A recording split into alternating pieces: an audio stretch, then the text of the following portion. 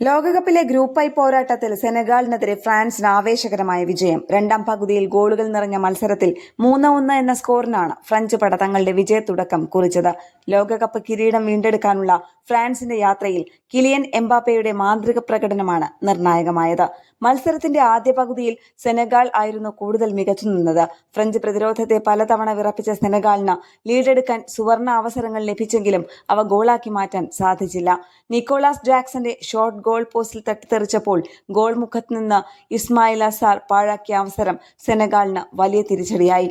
ആദ്യ പകുതിയിലെ മന്ദഗതിയിൽ നിന്ന് ഫ്രാൻസിനെ ഉണർത്താൻ കോച്ച് ദിദിയർ ദശാംസിന് സാധിച്ചു. രണ്ടാം പകുതിയിൽ മൈക്കൽ ഒലിസയുടെ മികച്ചൊരു പാസിൽ നിന്ന് കിലിയൻ എംബാപ്പെ ഗോൾ കണ്ടെത്തി. തൊട്ടു പിന്നാലെ എഡ്വിൻ റാബിയോയുടെ കൃത്യമായ പാസിൽ നിന്ന് പകരക്കാരനായി ഇറങ്ങിയ ബ്രാഡ്ലി ബാർക്കോലെ ഒരു മനോഹരമായ ചിപ്പ് ഗോളിലൂടെ ലീഡ് 2 ഉയർത്തി.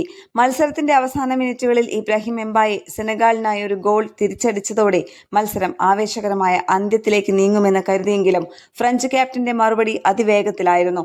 റീസ്റ്റാർട്ട് ചെയ്തതിന് തൊട്ടു പിന്നാലെ 30 വാരാകളിൽ നിന്ന് എംബാപ്പെ തൊടുത്ത ഉജ്ജ്വലമായ ഒരു സ്ട്രൈക്ക് സെനഗാളിന്റെ വലയുടെ ടോപ്പ് കോർണറിൽ പതിച്ചു. ഇതോടെ ഫ്രാൻസ് വിജയം ഉറപ്പിച്ചു. ഈ 2 ഗോളുകളുടെ ലോകകപ്പ് ചരിത്രത്തിലെ എക്കാലത്തെയും വലിയ ഗോൾ വേട്ടക്കാരൻ എന്ന മിറോസ്ലാവ് ക്ലോസയുടെ റെക്കോർഡിന് തൊട്ടടുത്തെത്തിയിരിക്കുകയാണ് എംബാപ്പെ. ക്ലോസയുടെ റെക്കോർഡ്സ് മറികടക്കാൻ ഇനി വെറും 2 ഗോളുകൾ കൂടി മാത്രം മതി ഫ്രഞ്ച് സൂപ്പർ താരത്തിന്. സ്പോർട്സ് ഡെസ്ക്, കേരള പ്രണാമം.